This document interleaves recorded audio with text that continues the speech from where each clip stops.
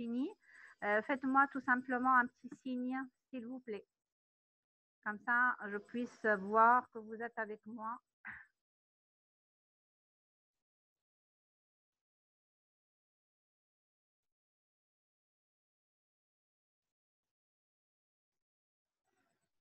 Alors, très bien. Oui.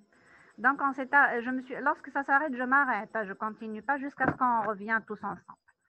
Donc, j'ai dit que pour l'homme, donc, on est arrivé là, que le prélèvement, s'il est fait en dehors du laboratoire, il faudra utiliser un milieu de transport, d'accord, qui est le milieu, par exemple, le steward, c'est l'un des milieux de transport, et qui peut donc conserver les parasites donc 24 heures à une température ambiante. Mais de préférence, acheminer rapidement, c'est mieux.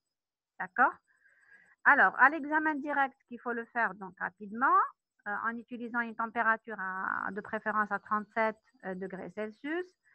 Et donc, ça permet de repérer donc les fameux parasites avec la forme bien spécifique et leur taille que je vous ai donnée, s'il vous plaît. D'accord? On peut accompagner par une coloration de frottis colorés, c'est encore mieux.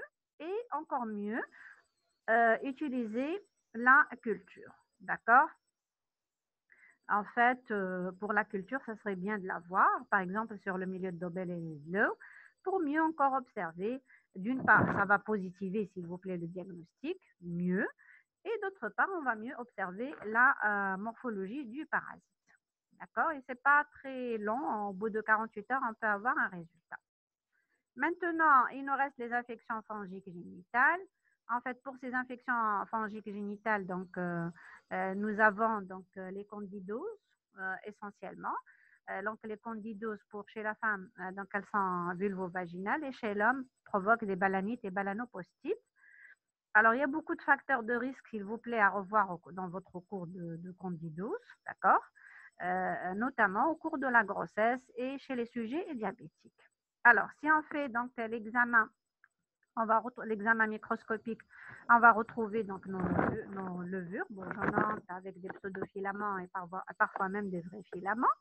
On met en culture donc sur les milieux utilisés en mycologie, on incube et on va observer donc normalement après incubation donc des colonies donc qui vont orienter vers les candidoses. On va dénombrer là aussi parce qu'il faut qu'il y ait un certain dénombrement et donc on va bien sûr s'assurer qu'il s'agit bien des levures en les colorant par le bleu coton.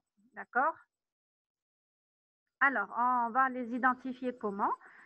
Par la même procédure hein, qu'on avait vu tout à l'heure, le test de chlamydosporulation, de blastèse, sinon les tests complémentaires. Et vous avez donc pour également les résultats, les mêmes résultats que tous.